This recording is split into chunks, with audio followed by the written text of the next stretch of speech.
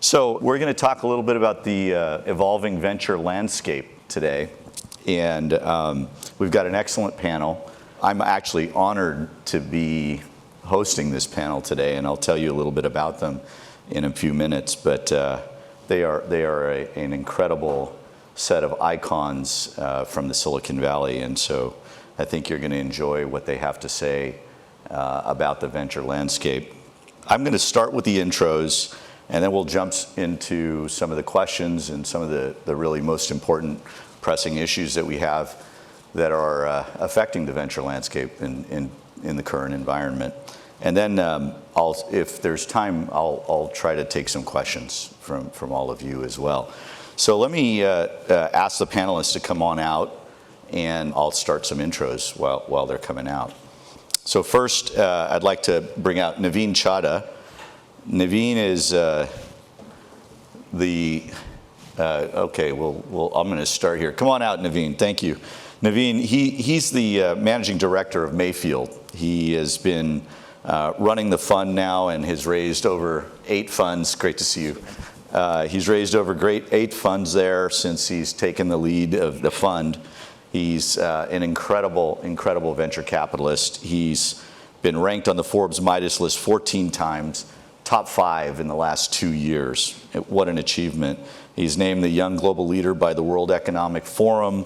He's invested in over 60 companies, 18 IPOs, and 27 acquisitions, actually 30 if I just read the recent news. You've had some pretty big acquisitions recently too. So let's correct that number. Navin's investments have created over $120 billion in equity and over 40,000 jobs. He's got degrees from IIT Delhi and Stanford, and a little known fact about him is he's a huge cricket fan. So that's the thing that's nearest and dearest to his heart. Second, I'm going to ask Sanjay to come out. Sanjay is the CEO of Fairfax Digital Services. He's responsible for their digital transformation business. Welcome, Sanjay. And prior to that, he was the global managing partner of the sustainability practice at IBM. He was the CEO of Capgemini Canada, and prior to that, he was a managing partner at Accenture. He's got an MBA from London School of Economics, and little known fact about him is he's a PADI certified scuba diver. So very interesting stuff, Sanjay. You got to take me diving with you one day. And then the last panelist here, but not the least, where do I start?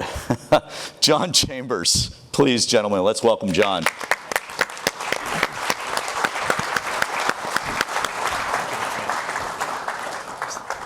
You all know John. Welcome. He's the founder and current CEO of JC2 Ventures, a fund he founded when he stepped down as chairman and CEO of Cisco, where he was the CEO since 1995. He grew that company to $47 billion and did over 180 acquisitions while he was there. I can't even begin to tell you how many awards he's received. He's, the CEO of all CEOs, and I'm just honored to be on the panel with him. He's received countless awards. So here's a few that I found interesting. I'm just going to give you a few tidbits.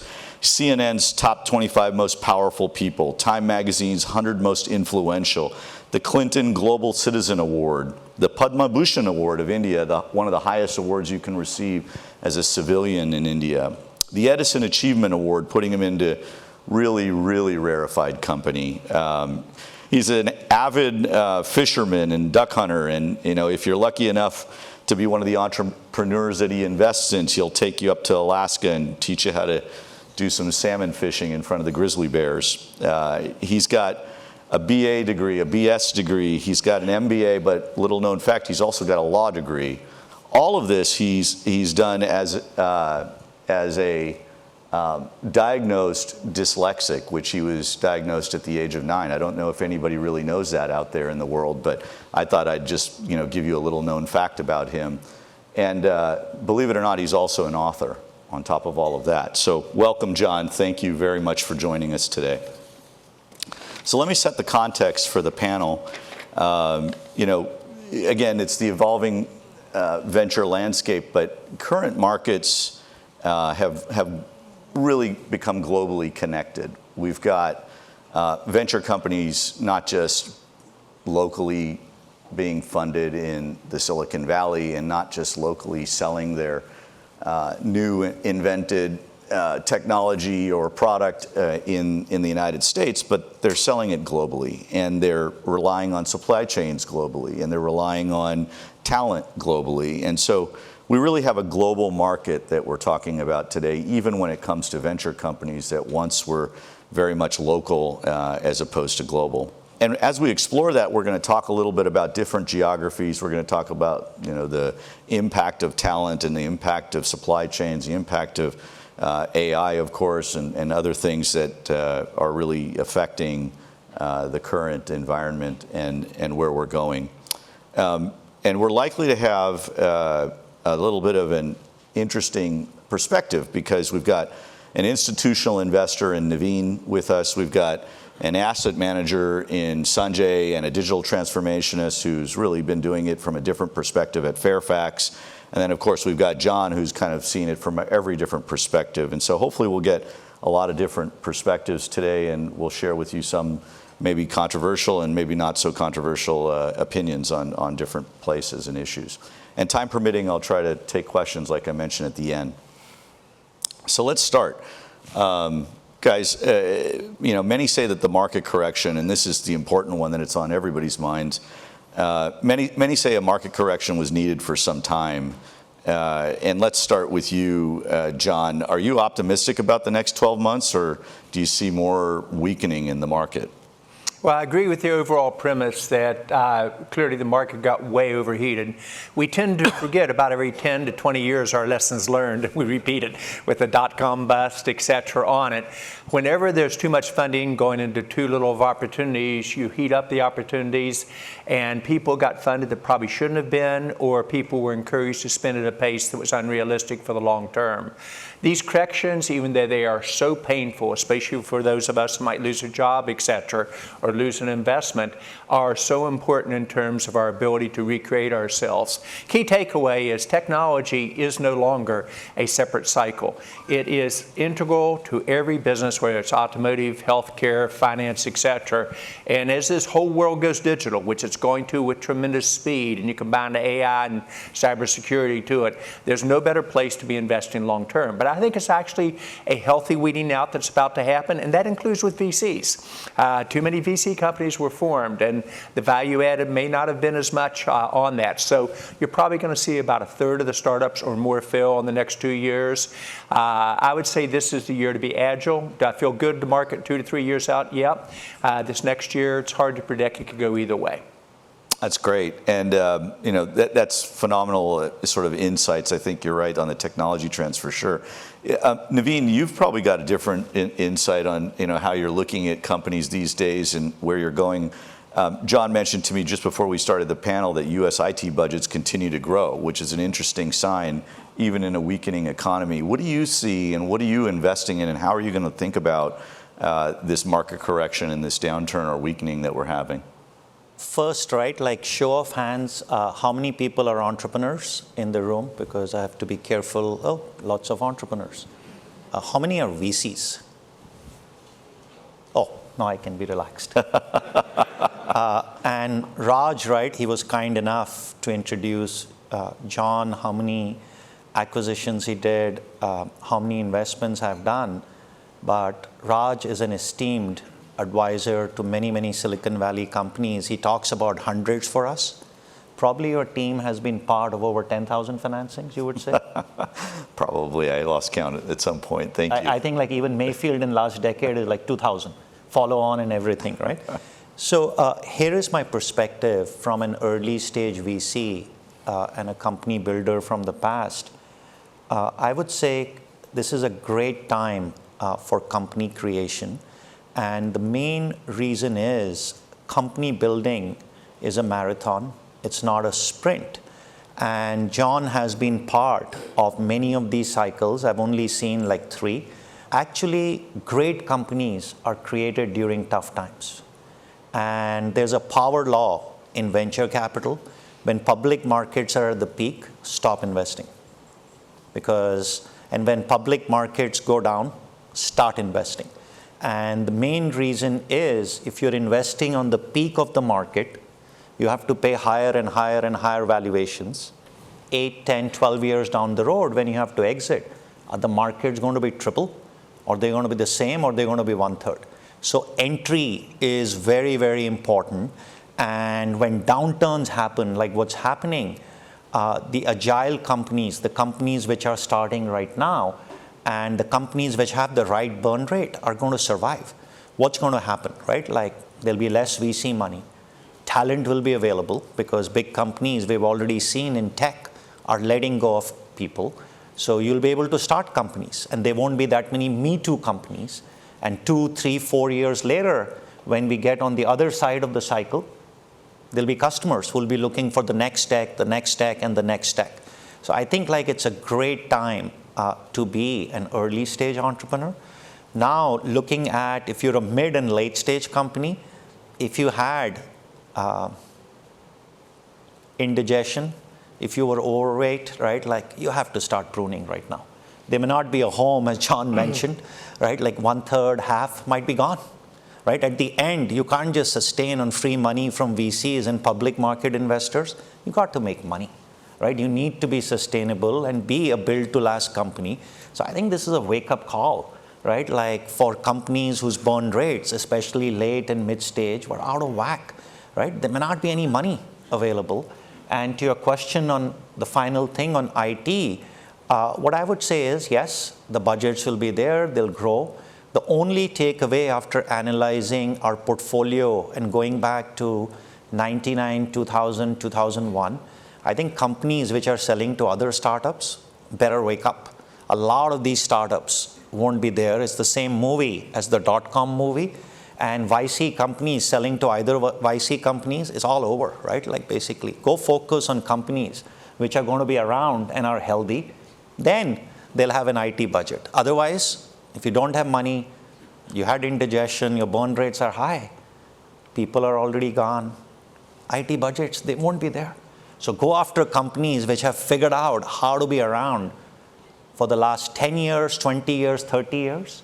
Those should be your customers. So I think that's what I would say. IT spend will be available, but companies like his are the ones which are going to win, and he'll tell, right? Like how they're doing with their stock and everything. He was just telling us in the break room. So I think that's my perspective. Great time to be bullish. And yes, we can only learn from the past. And it's okay to make mistakes, learn from them, and let's make new mistakes now.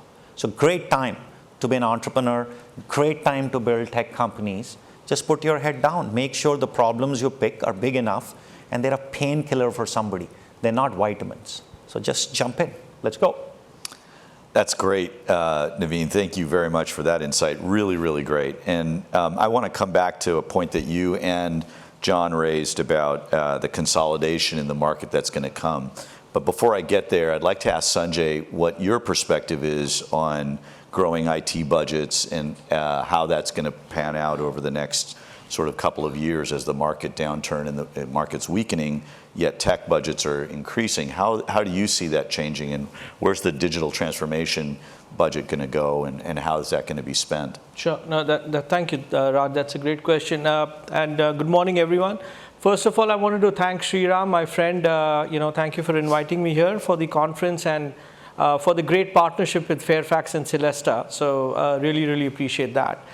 From our point of view, and I think my fellow panelists are looking at the lens from VC or investment, where having worked with IBM and Accenture and CAP, I've actually net acquired companies or co-created and collaborated with startups or venture funds. So I think that's where I'm looking at, from a different lens.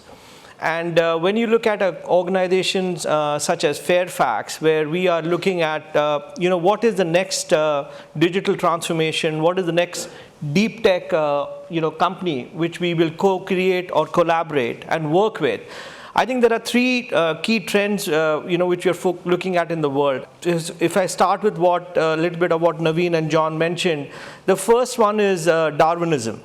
So it's not the strongest of the species which survive, but the ones which are most agile. And I think you referred to that both, right? Yep. So I think as you look at VCs and startups, how post-pandemic to the new normal will you be more agile, and how will you adapt, right? So that's the key for us to look at companies like that. The second is you are looking at complete decarbonization or energy transition in the world. So if you're having a problem to solve, which is there's $30 trillion, betting on how can we get ourselves to 1.5 degrees by 2030 or beyond. So can we look at decarbonization, energy transition, and what do we focus on that? And the third leg of the stool is deglobalization. Deglobalization of the value chain of the supply chain. Make in America, One China, made in India, right? You're going to have a complete disruption in supply chain. So when you look at the market and you say Darwinism, deglobalization, decarbonization, these trends, can we look at companies which are focusing in digital and deep tech to enable these entities, right? And I think that's kind of what we look at from a different length. And then we collaborate and co-create and partner with these companies. So more from a business side, not necessarily, IT, whether the IT spend or not, but as long as you can enable us for revenue growth, cost optimization, or customer experience, we would come and partner with you and co-create and collaborate.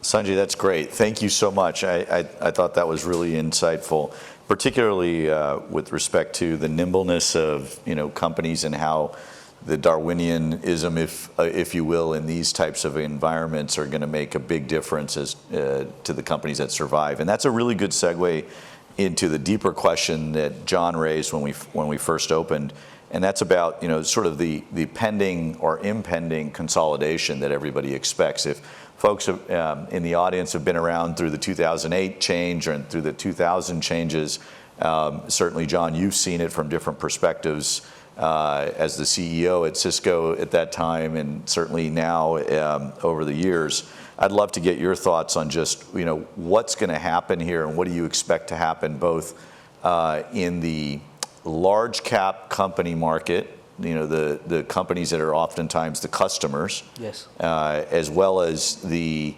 venture and ecosystem that funds the startups that ultimately get sold to these larger companies or that sell to these larger companies. So in the sequence that you raised the questions, this is nowhere near as brutal as the dot-com bust. In the dot-com bust, if you can imagine, my business, which had never grown slower than 50% quarter over quarter, year over year, went from 70% growth in December 2000 to minus 45 by mid-January, mathematically impossible. Customers went out of business, billion-dollar-a-year customers. The breakage was huge. We were the first ones to say it's a 100-year flood, and they said, no, that's just Cisco. We made all our changes in 51 days. Day 52, we started gaining market share before our peers even adjusted. Now, key takeaway from all three of our comments, this is when you break away from your competitors. You can either view this as a problem, hunker down, or you can say, wait a minute, this is where I'm going to be agile and move quickly and balance. 2008, not near as hard on the tech companies, more of a great recession, if you will. This current one does not look like it's going to be anywhere near that in spite of the market behavior. None of us know for sure if the Fed will overcorrect or not. We'll see in time. In terms of the balance, this is where you also have to know when to disrupt yourself. I would have never recommended, even 5 to 7 years ago, a startup, a Series A or Series B type startup, think about doing acquisitions and moving outside of your initial geography to a national and a global environment. Out of my 20 startups, I'm fortunate enough to have 10 unicorns on it. And all my companies that are over 100 people in headcount are actually acquiring. And Navin, we're going halfway around the world. We're going into Israel, we're going into Europe, we're going into India. And what COVID forced us to do was to be able to manage remotely, to use the capability of Zoom and Cisco WebEx, et cetera, to do this remotely.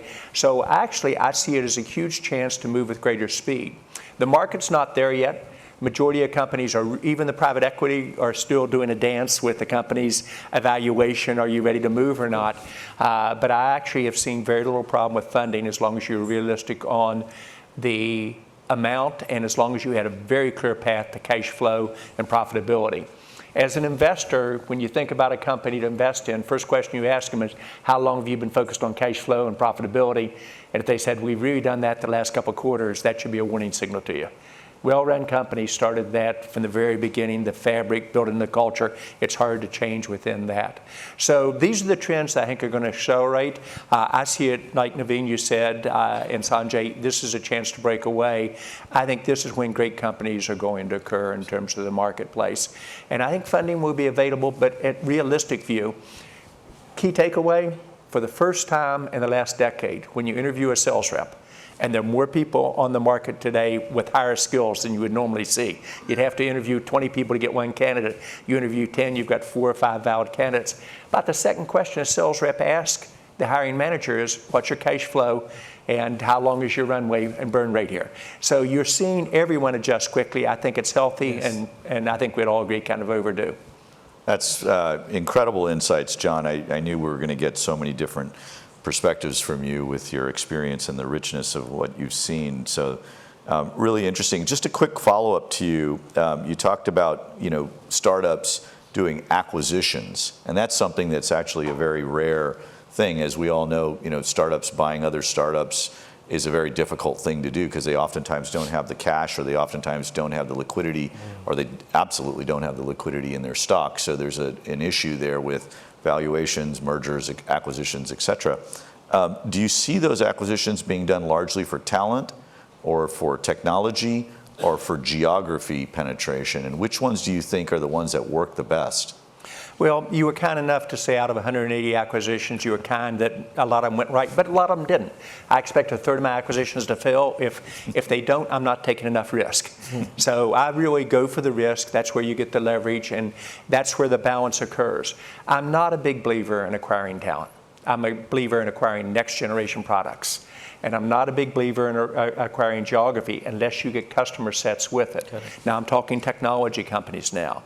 So well-run acquisitions, you pay a premium for the asset you acquire that is above the current market value. By definition, if you don't increase your growth rates and you don't increase the margins that occurred as a result of that, it was a bad acquisition for you. So acquisitions will continue. The majority of them fail. I think the failure rate in the industry is probably closer to 60 or 70%. If you consider, did you get the next generation product out? Did you keep the attrition in the single digits? Did you really gain market share on it overall? Having said that, this is the time to acquire. It's rapid speed, rapid change, but you've got to have the right culture. You've got to know what you know and know what you don't. And you've got to have a board and investors who understand that, but balance in terms of how you go after it. So lessons learned on what to do and not do. That's really, really helpful, John. And Navin, I want to turn to you, get your thoughts on this, because you've got a lot of startups in your portfolio, obviously, at Mayfield, and you've seen a lot of companies get acquired by the larger cap companies, but how are you seeing your portfolio and what are they doing in terms of acquisitions? I've certainly seen a lot of acqui-hires that we've all done, but what are you seeing in that area? I'd love to kind of continue on this thread. Yeah, absolutely. I think John brings a very good perspective, right? Like of what can go right when you have a great leader like him running the show at Cisco and getting into it knowingly. Some will work, will transform the company, and some won't. So you're in the business of taking risks, but calculated risks, right? Like you can't just have the meta thing happen, right? Like it just never happened to you, right? So I think here is my perspective after Mayfield being in the business for 53 years. I think merger of equals for startups, and you know this better than I do, is very, very hard, right? Like basically, so where we are advising startups is first and foremost, get your business in order, right? Make sure, right, like you can be a sustainable company. I agree with that, by the way. Like what you did, right? Once you have that, focus. This is a time. Look at your products, your people, outside people, but make sure it's pretty clear. Are you going to be the controlling CEO, or it's going to be somebody else, right? Because this idea of co-CEOs and just is very, very hard, right? It doesn't work. And also what I would say is, John alluded to it, culture, right, and values are very, very important. At the end, people build companies, right? And we all know, right, like you can have any strategy, but culture eats strategy. For breakfast, they're still hungry, lunch, and also dinner, and then it goes look sad. What else is left? So when you go do this thing, right, make sure you know your North Star as the acquiring company, which Cisco always did, right? And John has been the most successful acquirer of companies. And once you have your own mission, vision, values in place, then go bring in, right? Like if two companies are in trouble, to assume black swan will happen, right? Like it never happens, right? It just never happens. So I think we need to learn from leaders like John, take his learnings and look at the reality and say, what made John successful? So is this CEO, this founder, him? And how do you give him the knowledge and the training to say, this is the playbook, right? And that's critical. As a board member, an advisor, and investor, what I see you bring to some of our companies. It's also important to understand mistakes made. Your most common mistake you make is you make your acquisition decision based upon the finances as opposed to on the culture. That's the most important thing. Second thing, you never combine equals. There's got to be a clear acquirer, non-acquirer on it. Third, it always got me excited when my competitors would acquire two companies and they'd divide the head count and who was in what positions. Most of those failed. You assume success, but you can probably count on failure. To the question on thinking differently about these acquisitions, the majority of my startups will actually use their stock at the last evaluation to acquire others. So you don't need necessarily to move with cash. If a company's in trouble and they see the ability by combining with your company that you can help them scale their business, et cetera, they'd much rather have your stock than probably their own. So I would not rule out that just because the money's tight or you're a startup, you can't use your current capital in the approach. And I've seen some of these startups that are relatively small, and OpenGov is an example. Zach Bookman, he's got that playbook down. He's acquired 12 companies, and he's done it with tremendous speed and implementation. Oddly enough, all over the U.S. in terms of its implementation. So think differently. Your playbook from 10 years ago, throw it away, maybe even 5. What's the same? What lessons learned are the same? What are the mistakes made that you're going to do from this market downturn? But we're all saying the same thing. This is when great companies are built or great startups emerge out. And the incumbents, they're overconfident. Always are. Always are. They won't take the risk. They won't destroy their business model. They won't disrupt themselves. This is when you come in and you grab huge share of the market that is in transition.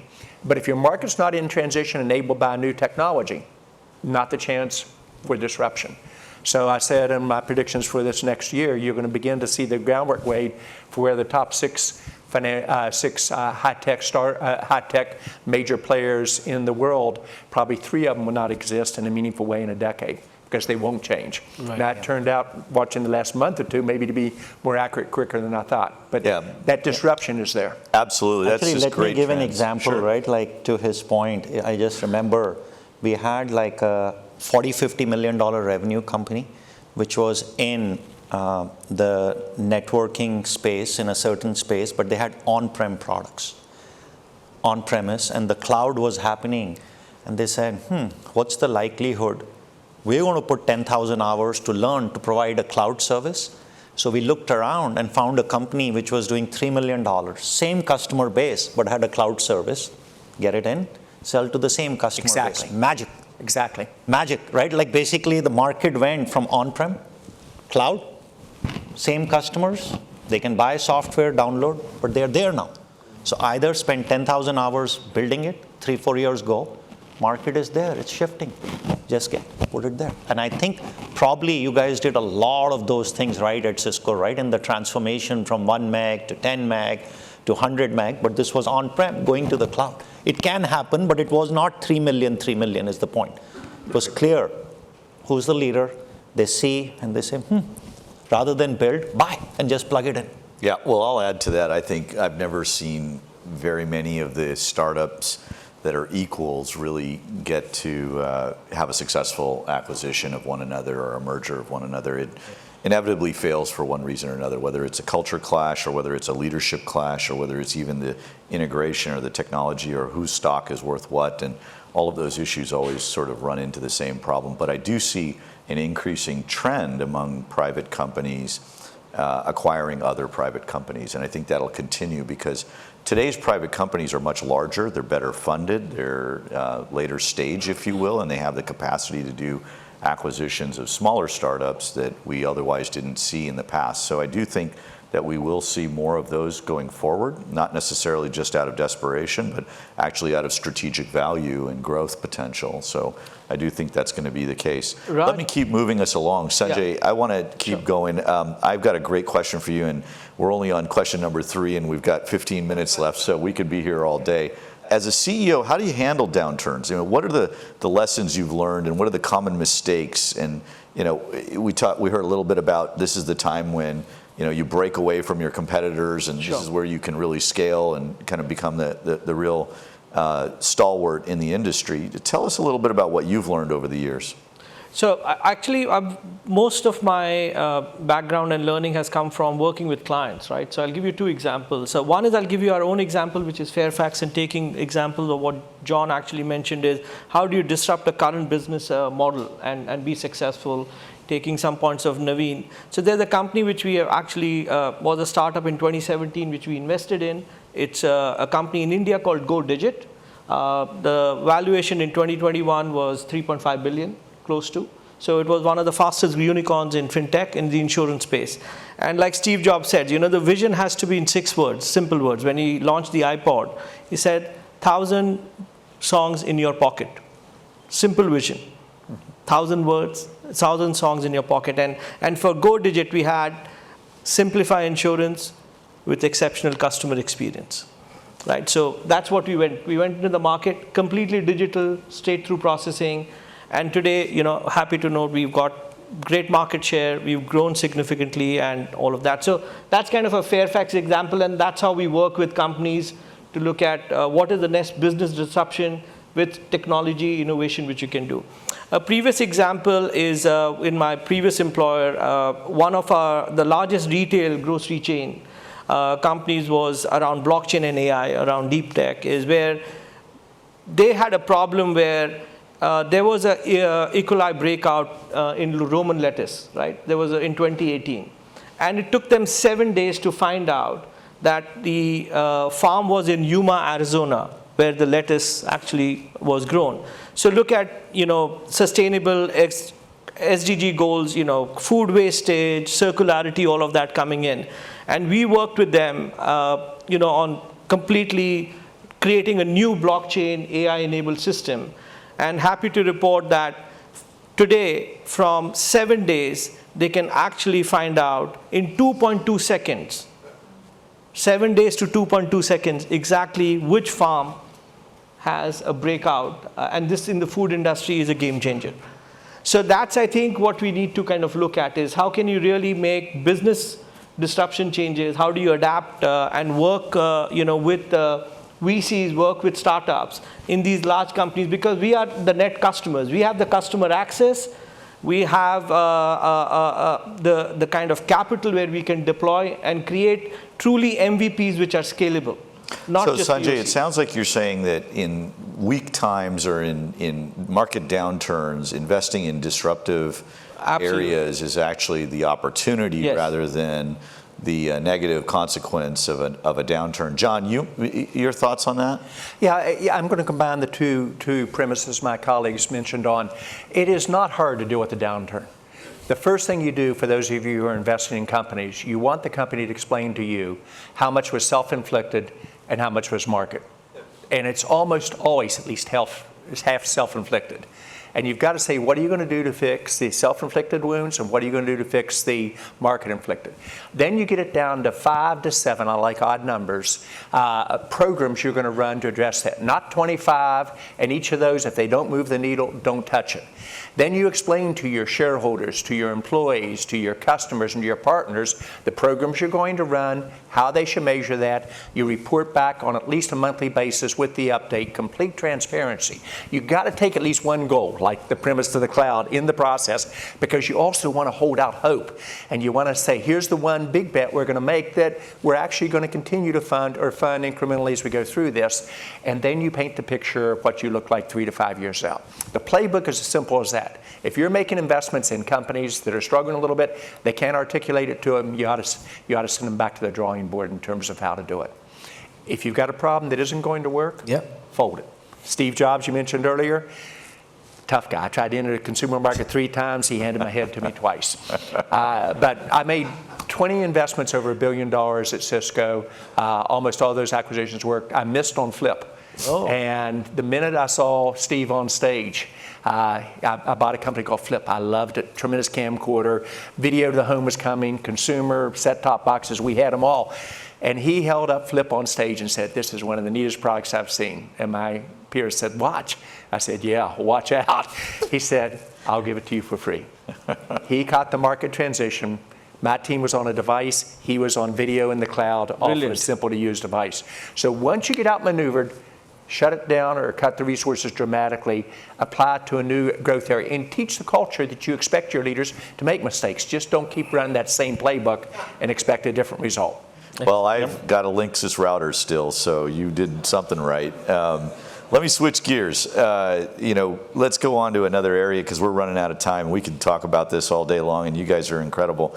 And the input that you've given us and the panel has been very, very valuable. But let's talk a little bit about the international world as well and the global landscape. We've heard a lot about the war in Ukraine and what's going on there, and we've got a lot of disruptions going on in Latin America right now with the overthrow of the president in Peru. I happened to be down there at that time, and so it was pretty scary. And we've also got sort of the current sort of tensions with China.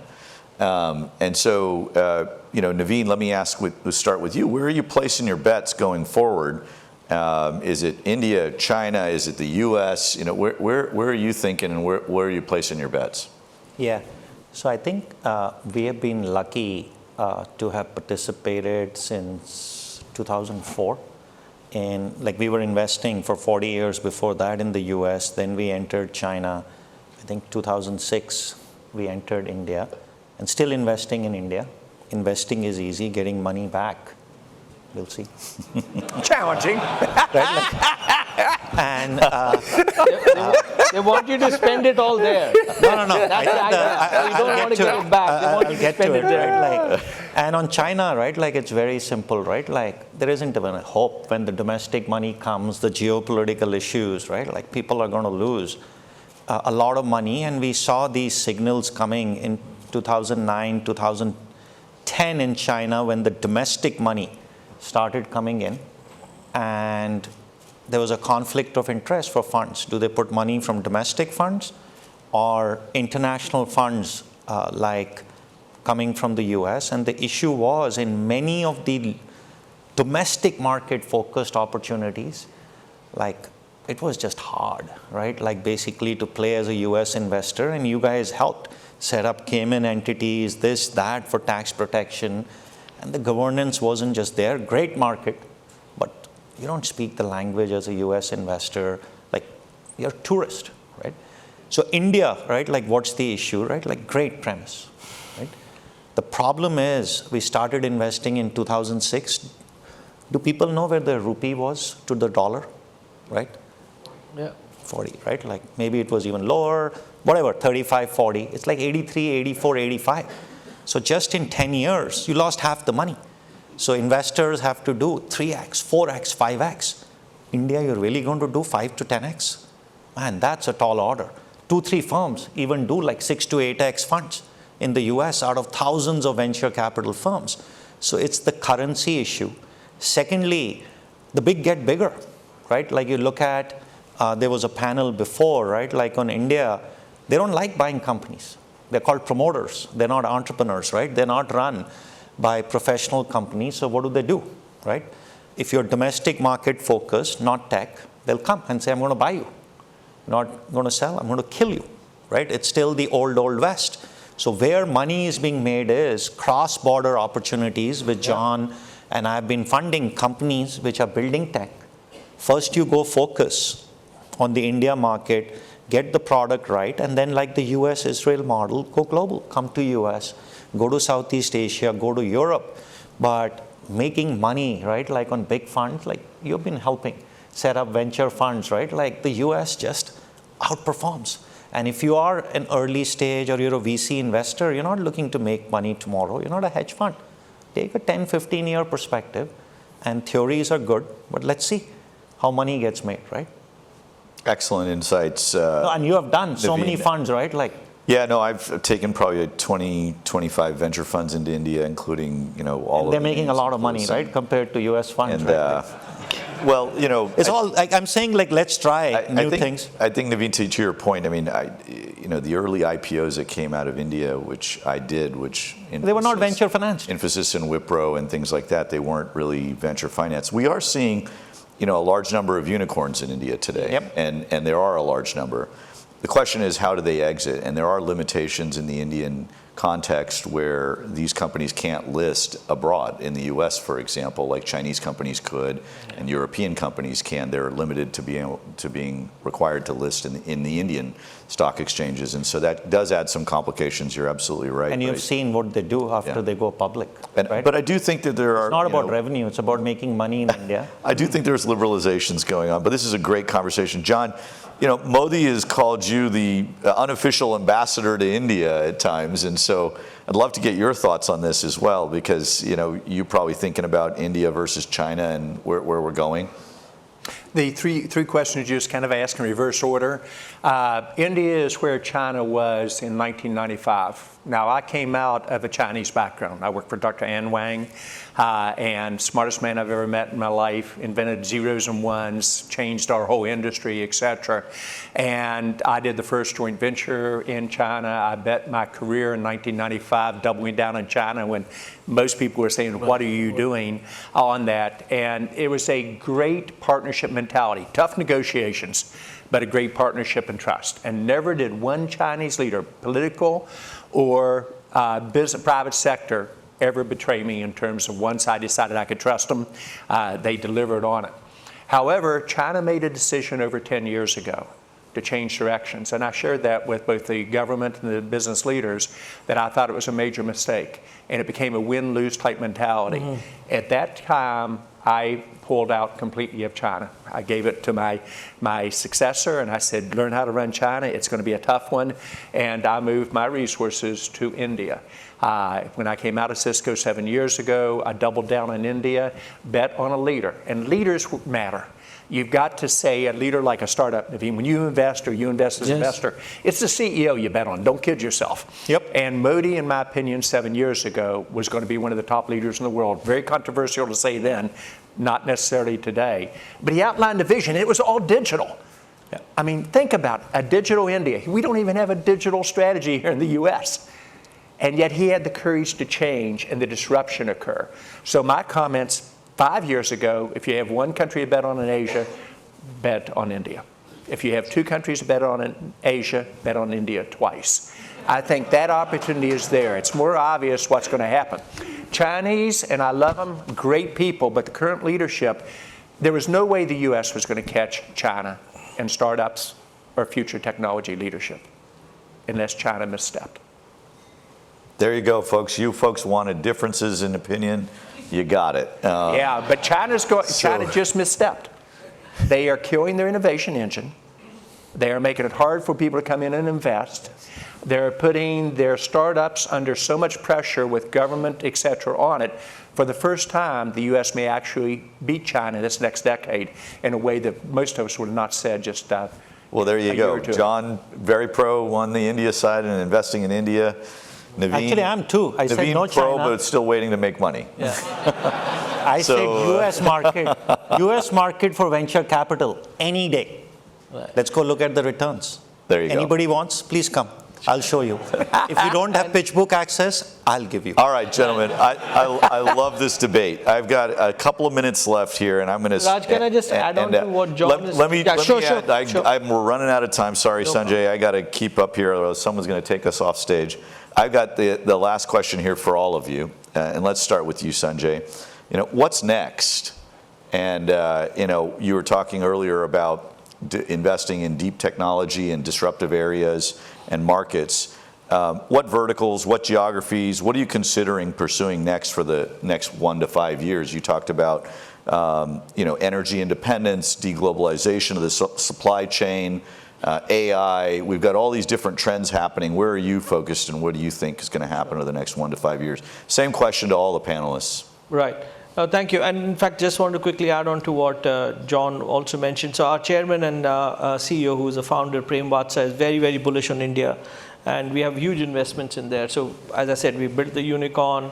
We invested in Bangalore Airport, Thomas Cook, so across a diverse portfolio. So again, very, very bullish on India. And we're seeing that as going to be a major focus area for us from a geography perspective. We're at the heart of it, we are an insurance and a reinsurance company, and also into investments in a big way.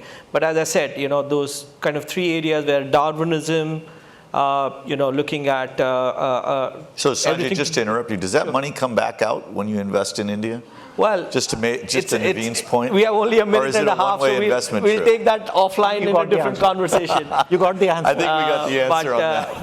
But that's what I see too, by the way. I mean, I do a lot in India, and I've been doing it for 25 years. I haven't seen the money come back out, so that's one-way trip. I'm waiting, man, waiting.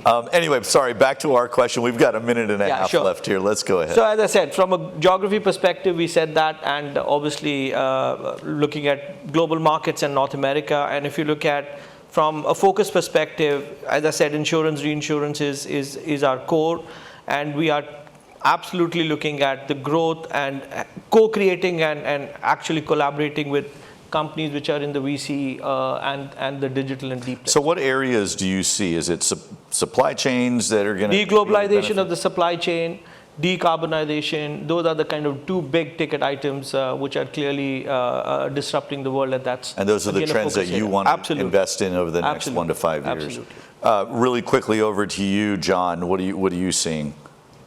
I think this is going to be the most exciting decade in technology by a factor of 2 or 3-fold that we've seen.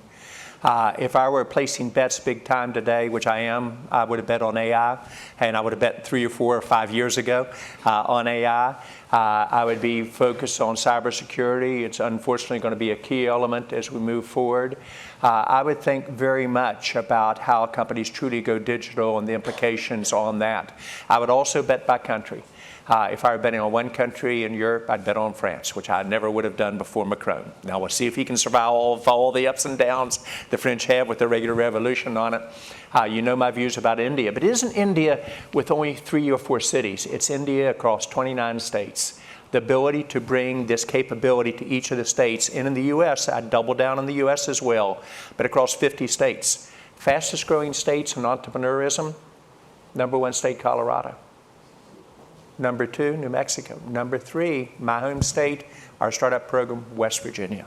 Well, that's absolutely great to hear. I just opened an office in Colorado, so we're doing great. Navin, you're the last one, and we've got a few minutes, maybe a minute left. Minutes, I'm going to leave it to you. 20 seconds, right? There you go.